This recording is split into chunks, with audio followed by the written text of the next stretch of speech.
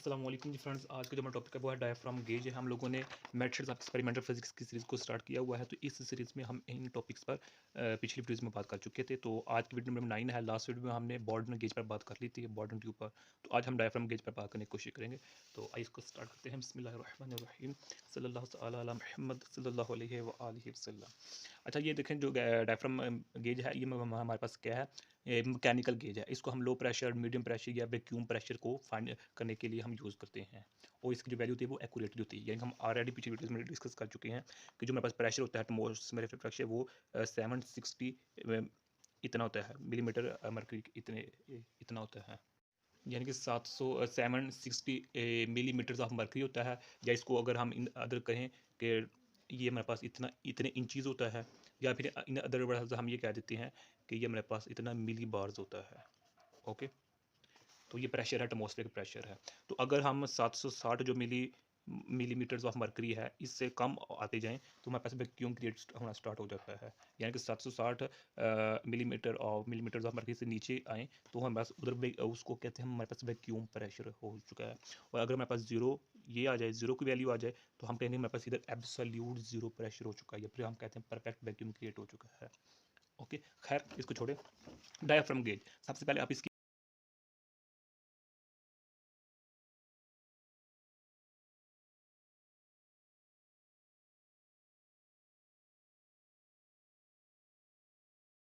तो आप लोगों ने इसकी डायग्राम देखी हुई है। डायफ्राम गेज की जो पिक्चर्स हैं वो इसकी जो शेप है वो किस तरह की है।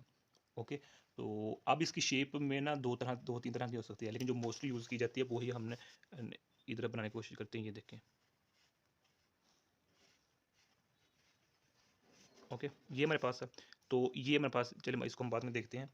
तो इसको हमने, ये दो एंड्स होते हैं, एंड्स है हमारे पास। ओके, इन दोनों को हमने फिक्स किया होता है।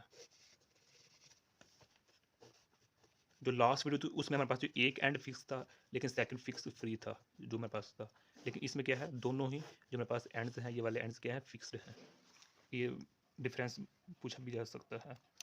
ओके, अच्छा जी, अब यहाँ देखिए ये हमारे पास। तो अब जो हमारे पास ये वाला पार्ट है ना, इस तरह से पार्ट, इस पार्ट को हम सर्कुलर फॉर्म में भी लिख सकते हैं। इस तरह भी बना सकते हैं। इस फॉर्म में भी लिख सकते हैं, इस फॉर्म में भी, यानी कि इस तरह भी हो सकता है, ये इस तरह भी हो सकता है, या फिर बिल्कुल सिंपल इस तरह भी हो सकता है।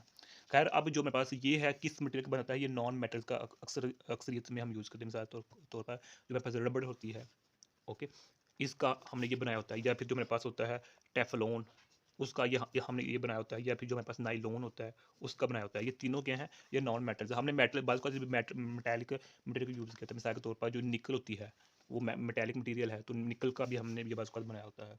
डिफरेंट मटेरियल का हम इधर यूज़ कर रहे होते हैं। ओके, तो अब इधर से जब हम प्रेशर को इंटर करते हैं, क्योंकि बेसिक पर्पस क्या है, प्रेशर की एक्यूरेसी वैल्यू फाइंड करनी है ना। तो जब हम अप्लाइड प्रेशर इधर अप्लाई करते हैं, क्योंकि ये हमारे पास क्या है, एक तरह रबड़ है, तो जब हम किसी रबड़ को खींचते हैं तो वो खींचा जाता है, तो जब उसको छोड़ दें वो अपने ओरिजिनल पोजीशन पर आ जाता है। बिल्कुल यही हिसाब है। तो जब यहाँ हमारे पास जो प्रेशर होगा, जो ये यहाँ जाकर लगेगा, हम कहते हैं ये यहाँ जाकर क्या लगा हुआ है, प्रेशर लगा हुआ है। तो इसके ऊपर हमारे पास क्या लगी होती है, ये हमारे पास इस तरह की, जो आप लोगों ने जो डायग्राम देखी है उसमें, चलिए उस तरह तो की तो मैं नहीं बना सकूंगा, लेकिन चलिए उससे मिलती जुलती बन जाएगी इधर। ये देखिए मेरे पास ये इस तरह है। ओके, तो ये हमारे पास है, ये वाला। तो अब यहाँ हमारे पास अटैच होते हैं, अ, ये हमारे पास है। ओके, तो यहाँ हमने लगाया होता है ये। और यहाँ हमारे पास होता है स्केल, जहाँ जिस पर हम वैल्यू देखते हैं। तो आप एक मरतबा फिर जो इसकी डायग्राम है वो देखें।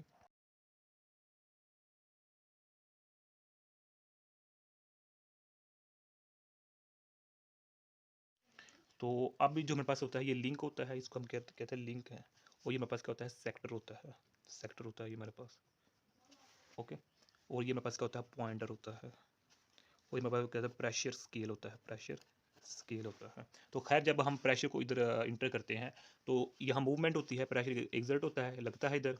तो चूंकि ये बहुत अंदर से वैक्यूम होता है, और ये जो इसकी वाल्स होती हैं बहुत ही थिन होती हैं, तो ये क्या होता है, यहाँ मूवमेंट होती है, ये मूवमेंट होता है, ये मूवमेंट होती है।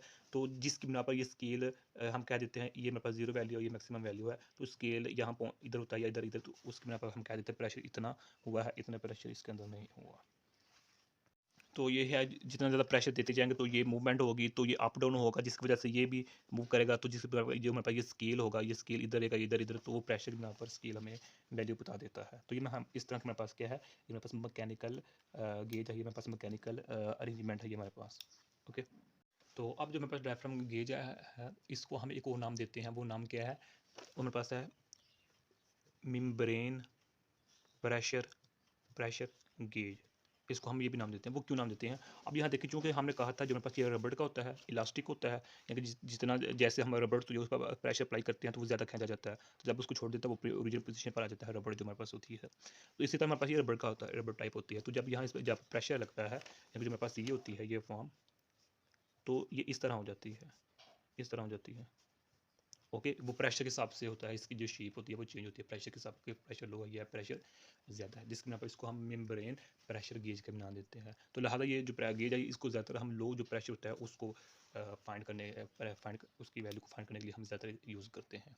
तो इन अदर वर्ड्स हम ये कह देते हैं कि हमारे पास ये डायफ्राम गेज है, ये एक थिन और फ्लेक्सिबल, ये क्या है, ये थिन और फ्लेक्सिबल मेम्ब्रेन को यूज़ करता है फ्लूइड प्रेशर को सिस्टम के अंदर मेजर करने के लिए।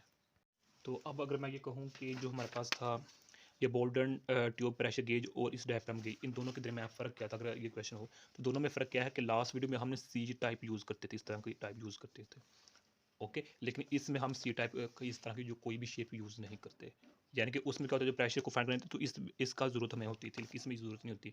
इन अदर वर्ड्स हम ये कह देते हैं कि इस डायफ्राम गेज में हम जो प्रेशर है वो डायरेक्टली फाइंड करते हैं। देखना प्रेशर है तो ये मूवमेंट होगी तो ये अप डाउन होगा तो हमें डायरेक्ट मिलता है, लेकिन लास्ट गेज में हम डायरेक्ट जो प्रेशर था वो हम मेजर नहीं कर पाते थे। या फिर हम ये कह देते हैं डायफ्राम गेज में जो हम प्रेशर फाइंड करते हैं वो वेव शेप्ड, मेरे पास ये इस जो मेरे पास ये मेम्ब्रेन है ना, ये वाली, ये मेरे पास वेव टाइप हो जाती है। सारी बात अप डाउन होगी तो वेव टाइप ही होगी ना, ये देखेंगे जिस तरह ये मेरे पास बनी हुई है। तो इस तरह भी हम ये कह सकते हैं कि इस तरह का डिफरेंस है दोनों में। तो यही आज का हमारा इतना सा टॉपिक था। तो जो मेरे पास नेक्स्ट वीडियो होगी वो मेरे पास एम सी लीड गेज होगी, उससे नेक्स्ट जो मेरे पास टॉपिक होगा मेरे पास थर्मल कपर गेज होगा, तो वो आने वाली वीडियोज़ में उस पर बात करने की कोशिश करेंगे।